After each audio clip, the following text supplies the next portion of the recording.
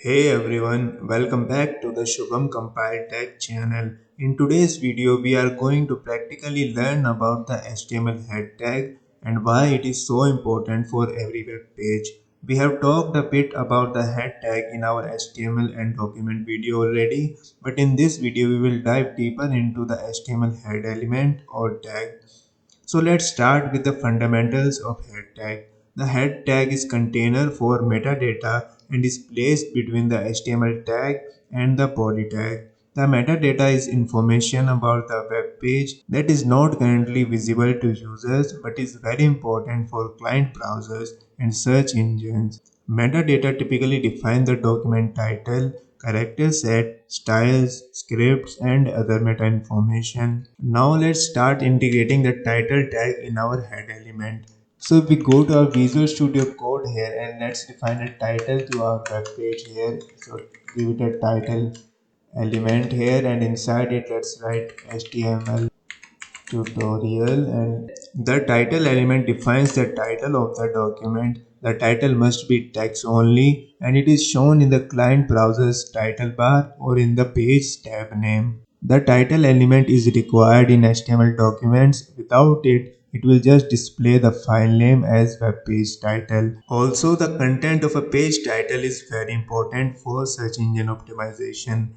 that is SEO. The page title is used by search engine algorithms to decide the order when listing pages in the search results. So try to make the title as accurate and meaningful as possible. So if we now save and open our web page in the browser, here we can see that our title is displayed in the browser tab name as title.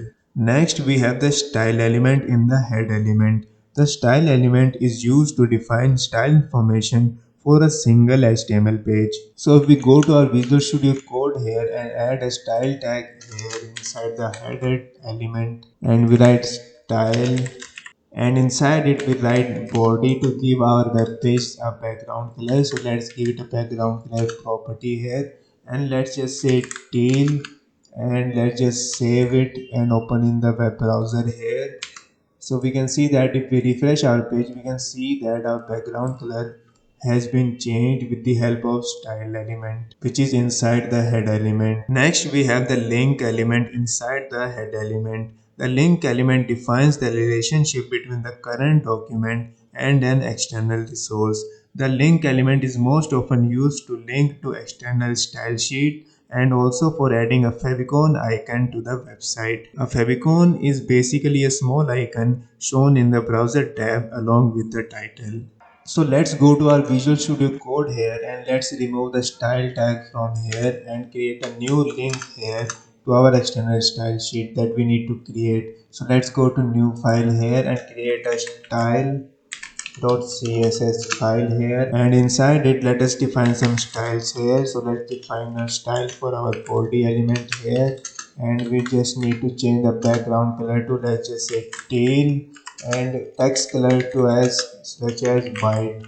So if we now save and link our external style.css file to our index.html file, we can use the link element here. So we write link, then rel equals, let's just say, style sheet, and then we need to pass the href here and define the path to our style.css here. It is currently in the root directory, so that's why we don't need to add any slashes here, and we can just self close this element. So if we now save and let's add a heading also in our body here to see the changes. So let's add a heading 1 here and let's just say Shubham compiled tag here. And if we now save and open the index.html file in the web browser, so let's open it and refresh the page, we can see that our style has been applied from the external style sheet. The background color is teal and the text color is white. Next, we can also add an favicon icon to our web page here. Currently it is showing a globe here, but we can actually define our own here. For this we need to again create a link tag here. So link, and then we need to pass the rel as icon, and then a type here which just says image forward slash x dash icon, and then href which is part to the favicon here. So I have icons, then my favicon.ico, and we can self close it also. So if we now save and refresh our web page here, we can see that our favicon icon is visible here. So this was about the link element. Then we have meta element in the head element, which is used to specify the character set, page description, keywords, author of the document, and viewport settings. The metadata will not be displayed on the page but is used by client browsers, that is how to display or reload page by search engines using keywords and other web services. We can define several meta tags with different attributes. For example, let's go to our Visual Studio Code, and inside head element, let's add a meta element here, and let's define its character set attribute to UTF-8. Now this is used to define character set used by the web page and ensures proper display of text and special characters. Now we can also self close this. Now the next meta information that we inside to our web page is called keywords. So name attributes then equals keywords as value. So keywords, and then define, it's actually keywords not keyword, and then we can define the content that includes keywords for searching this page. So let's add HTML, CSS, and JavaScript. Now this is helpful for search engines to find our website using the keywords as HTML, CSS, JavaScript that we have provided. Next meta information we can add is called a description. So let's add meta here, and let's self close it, then add a name of type description and define the description of our web page here. So let's write this is built by Shubham, compiled tag. And the next meta information we can give our web page is called the author. So name equals, let's say, author. So author, and pass in the content as Shubham Singh. That will define the author of our web page here. And then the last meta information we can define is called viewport. So let's give it a name of viewport here, viewport, and content as width equals device dash width, comma, initial scale set as 1.0, and we can also self close this. Now this viewport metadata helps your website look good on all devices, not only just for desktops or laptops but also for mobile devices. So if we now save and go to our index.html file again here and refresh the page, we can see that there is no visual changes to our web page here, but if we go to page source here, we can see that our metadata is defined here, such as link to our external style sheet, then a favicon icon, then the character set of UTF-8, then the keywords which is used by search engines to find your website, and then a description, author, and viewport also. Next we have the script tag, which is used to define client-side JavaScript. So if we go to our Visual Studio Code here, and let's define a script tag here which defines the client-side JavaScript code, and let's write alert and pass in some content such as hello world,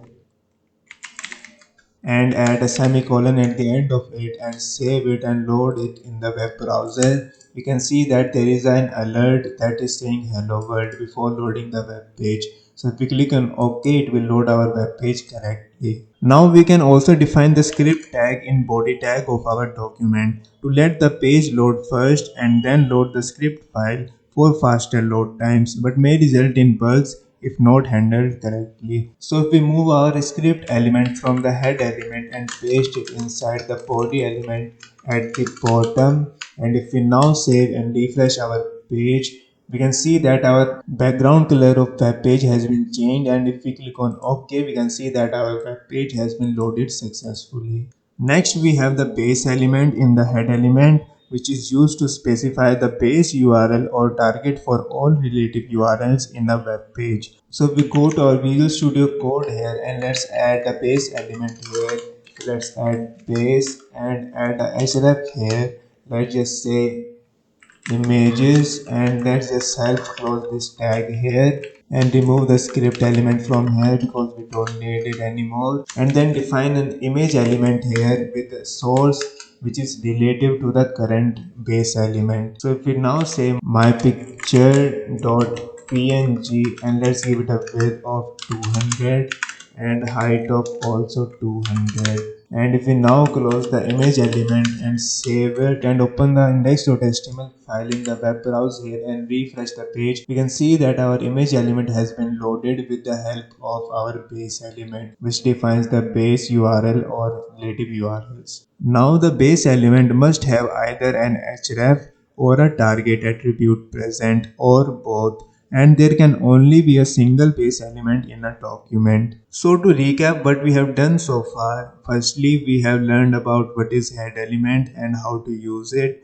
then the title element which is required and it defines the title of the document or the web page, then the style element which is most often used to define style information for a single document, then the link element which is most often used to link external style sheets and to add a favicon icon to our web page. Then we talked about the meta element which is typically used to specify the character set, page description, keywords, author of the document, and viewport settings. Then the script element which is used to define client-side JavaScript, and lastly the base element which specifies the base URL or target for all relative URLs in a web page. So if this video helped you understand the HTML head element or tag, please like the video, subscribe to the channel and comment your curious questions, and also follow me on the Instagram, link is in the description. Thanks for watching and I'll see you in the next video. Happy coding!